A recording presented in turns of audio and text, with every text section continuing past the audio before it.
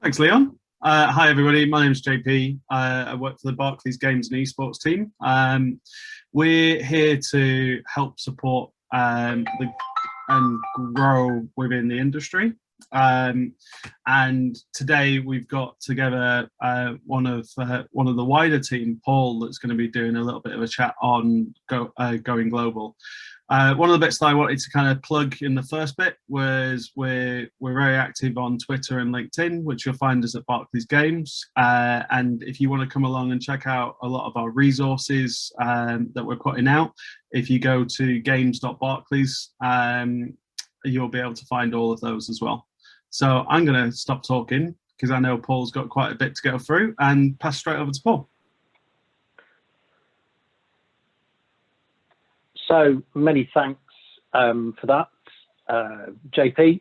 Hello, good afternoon. I hope you can all hear me. My name's Paul Bowman. I'm the Vertical Head of International for SCS in Barclays Business. Now, that's a long title, but it basically means that I actually lead the education and insight for colleagues and customers at Barclays for all things international and trade related.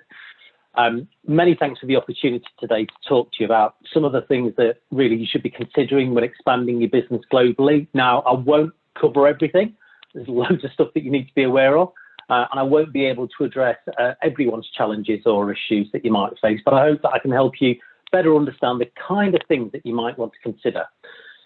I've got to put the proviso. When we were in the room earlier, somebody was explaining about their 3-month-old. Please accept my apologies for any interruptions here, because my kids are on the way back from school and they may explode into the house at any time. Now, that may then mean that they dive onto their own Xboxes, taking my bandwidth. So if I disappear, I apologise now.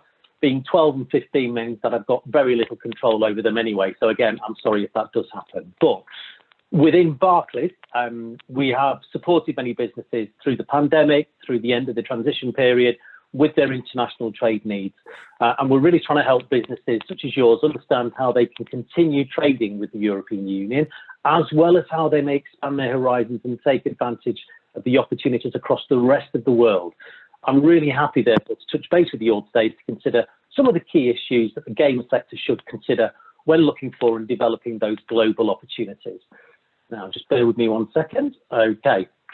Now, as you know, we've just been through the end of the transition period as the UK left the single market. And as the impact of the global pandemic continues, both could lead to structural and economic changes and opportunities for many UK businesses. Now, for many of them who've only traded with non-EU countries, leaving the European Union may have had little impact from the process and admin perspective. For those businesses who have traded with both the EU and non-EU countries, trading internationally now will be more consistent. So thinking there about a lot of the regulations, administrations and processes that people will need to go to. Whilst the EU may be the largest single trade market in the world, it only comprises a small proportion of the overall global trade. And the same is true for the games industry. So by reaching new non-EU countries, you could spread your country risk and market exposure, lengthening the life cycle of existing products and helping to protect your business from wider macroeconomic issues.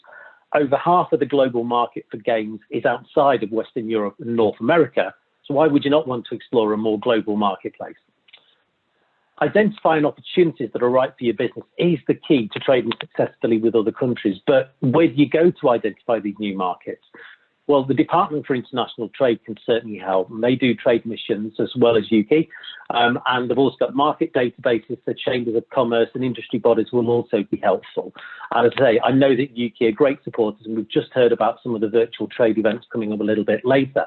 And they're really keen for that global expansion through trade events and missions. So please ensure that you do make use of those. Key issues, though, for the game sector certainly differ from, shall we say, the traditional imports and exports of goods, and to a lesser extent, services.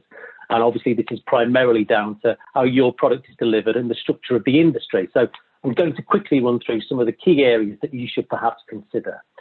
Now, first of all, from a pre-production issue, you've got to be looking at aspects that are applicable purely to the games industry, ensuring your concept and therefore the platform are applicable to the region or geography that you're aspiring to enter or develop is key, and will avoid a huge amount of retro work or changes post-production. Another aspect that's going to impact on that is the cultural awareness piece. So when you're considering your product for existing and entering new markets, that cultural aspect should not be underestimated, This applies to your market demand and client preferences, but also those legal issues and the way we do business around here.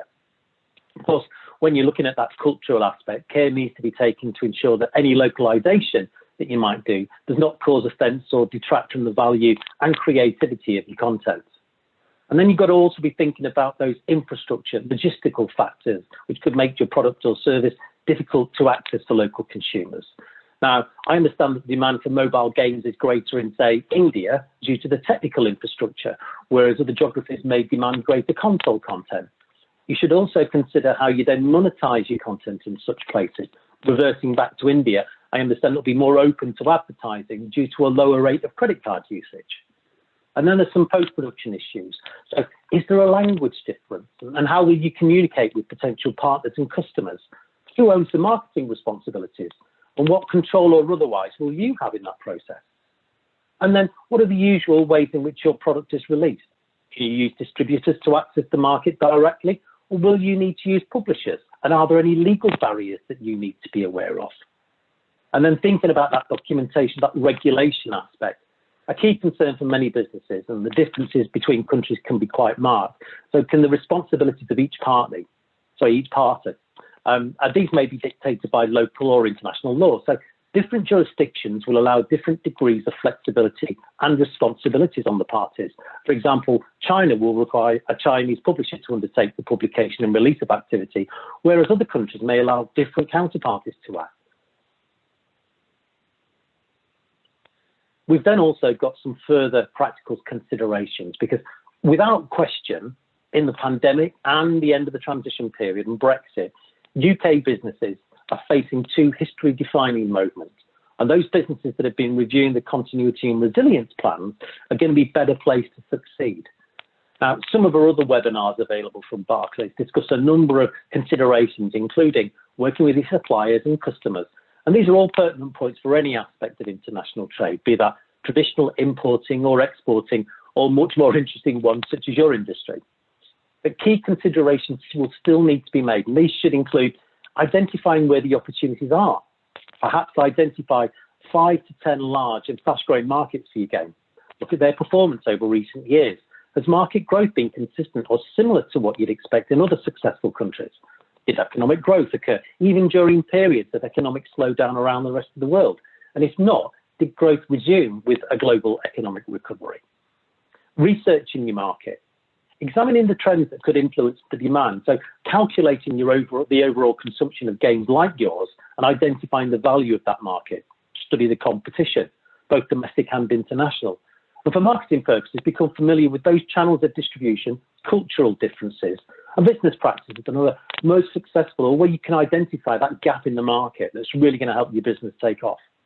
Research potential UK or foreign government incentives to help you promote the exports of your product or service as well. You also need to be researching your trading partner or distributor or publisher. Now, this can probably be the most difficult aspect of your research, as a lot of business-specific information will be limited. But you should try and ensure that you mitigate any risks as best you can by using appropriate services and internationally agreed standards and practices.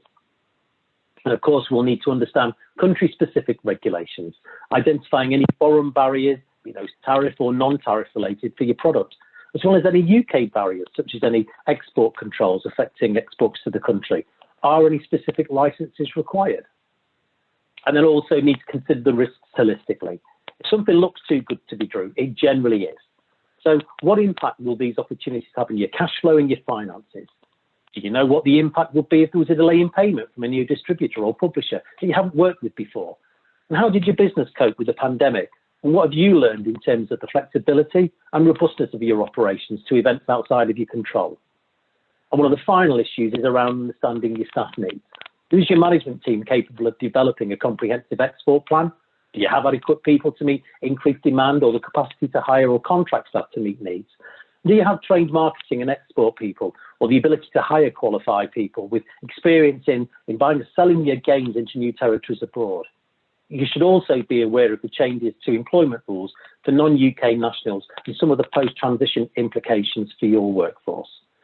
Now, I've covered many different aspects, and there are also some ways in which your bank can help you.